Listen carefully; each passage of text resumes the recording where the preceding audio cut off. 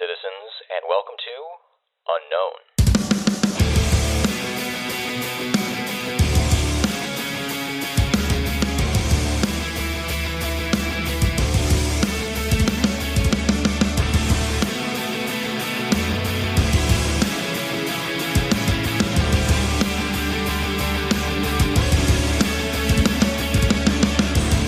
I'm Jason McClellan. Thanks for hanging out with me. If you follow UFO-related chatter on social media, you may have recently noticed some references to the U.S. government working with the Japanese government on helping Japan establish an official policy for dealing with UFOs. Let's look at that for a few minutes.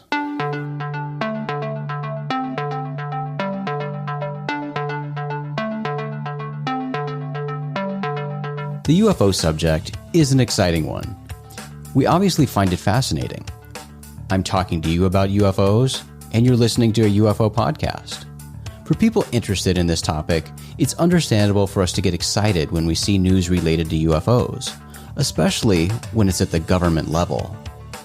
This recent news involving the US and Japan has certainly excited some people, and naturally, some are even viewing it as something worth celebrating, as if Japan's government just opened its eyes and realized UFOs were real, or like it's some monumental progress toward grand UFO disclosure and government transparency. Here's what we're talking about.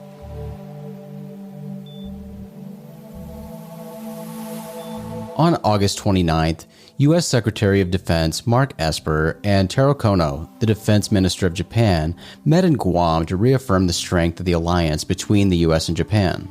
They talked about military things like strengthening intelligence and defensive capabilities.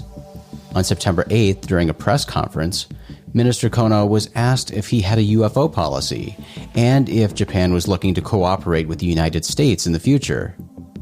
Minister Kono said he plans to address a UFO policy soon, and that he and Esper talked about it, but he wouldn't elaborate beyond that.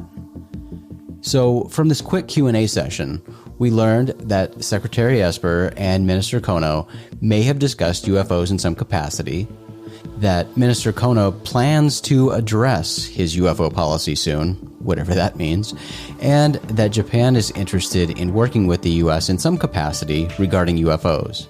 That's it. Anything beyond that is assumption at this point. Minister Kono appears to be pretty skeptical when it comes to UFOs. Back in April, after the Pentagon officially released those 3 UFO videos, Minister Kono was asked about these videos during a press conference. He responded, quote, "No self-defense force pilot has encountered a UFO. The videos have come from the U.S. Defense Department, so I would like to hear their analysis," end quote. He continued, quote, "I don't really believe in UFOs," end quote.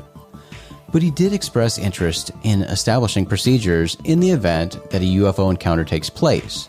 So that explains the recent discussions with the US.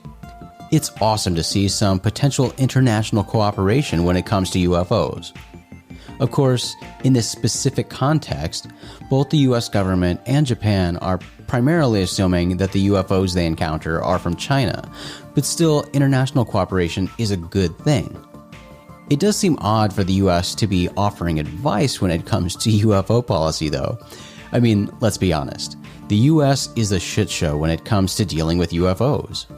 Our own government agencies and military branches don't even communicate with each other or share data related to UFOs. So this country is hardly the paragon of UFO policy. And let's just quickly look at the topic of UFOs in Japan. Of course, Japan, like most countries, has a long history with UFOs. And UFOs have been discussed countless times by government officials at the highest levels, publicly. Now, we're certainly not doing a deep dive into this today, but here are a few quick examples for you. Back in 2007, Chief Cabinet Secretary Nobutaka Machimura, who was the country's top government spokesperson, told reporters that the Japanese government had, quote, "not confirmed sightings of unidentified flying objects believed to be from outer space," end quote. But he followed up stating that he definitely believes they exist. In 2015, then Defense Minister Gen Nakatani fielded questions about threats from space during an upper house budget committee meeting. He was asked if the military dispatches jets to intercept extraterrestrial craft. He answered, quote, "When the Air Self-Defense Force detects indications of an unidentified flying object that could violate our country's airspace, it scrambles fighter jets if necessary and makes visual observation," end quote. He added that, quote, "They sometimes find birds or flying objects other than aircraft, but I don't know of a case of finding an unidentified flying object believed to have come over from anywhere other than Earth," end quote.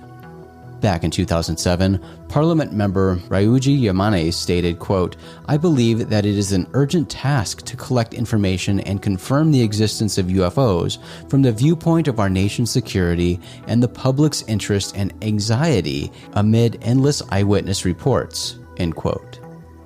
In late 2007, former Defense Minister Shigeru Ishiba said, quote, "There are no grounds for us to deny there are unidentified flying objects and some life forms that control them. Few discussions have been held on what the legal grounds are for military response." And, of course, I have to mention the former First Lady of Japan, Miyuki Haruyama. This is the wife of former Prime Minister Yukio Haruyama. This is one eclectic lady who is well known for her New Age lifestyle, and she made public comments about her astral trip to Venus inside a UFO. Here's what she wrote in her book, Most Bizarre Things I've Encountered. Quote, "While my body was sleeping, I think my spirit flew on a triangular-shaped UFO to Venus," end quote. She added that, quote, "It was an extremely beautiful place and was very green," end quote. She even reportedly nicknamed her husband the Alien because of his prominent eyes. All the way back in 1990, then Prime Minister Toshiki Kaifu was pretty outspoken about UFOs. In a letter addressed to a space and UFO symposium, he wrote, quote, "I believe it is a reasonable time to take the UFO problem seriously as a reality, from the point of view of people in outer space. All human beings on Earth are the same people, regardless of whether they are American, Russian, Japanese, or whoever," end quote. These are just some highlights showing that the UFO subject has been discussed publicly by government officials at the highest levels in Japan. It's certainly not a new thing, and it's always good to remind yourself that, contrary to the old American superiority complex, the U.S. is behind many countries when it comes to UFO policy and organized UFO study. So I'm excited by the prospect of increasing international collaboration. But again, something to keep in mind. These things we're seeing at the government level right now are focused on military and dealing with terrestrial adversaries. So it's likely that any data gathered will only be available to government and military personnel who have a need to see it.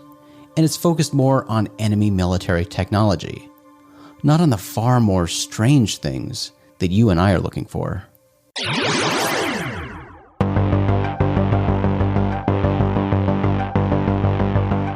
Well, citizens, that's going to do it for this episode. You can find more episodes of Unknown on all the major podcast platforms. And you can always find this show and our other shows at rogueplanet.tv, because Unknown is a Rogue Planet production. rogueplanet.tv is your home for all the strange. This show is at Unknown UFO Pod on Twitter. I'm at Acentric on Twitter and Instagram, and you can always email me at jason@rogueplanet.tv. Thanks again for hanging out with me today. I'm Jason McClellan. Do us a favor, friends. Always treat the UFO subject with the cautious and responsible skepticism it deserves. Question everything. Have the courage to form your own opinions. Keep truth as the focus of your quest, even if the truth conflicts with your opinions. And, of course, stay strange.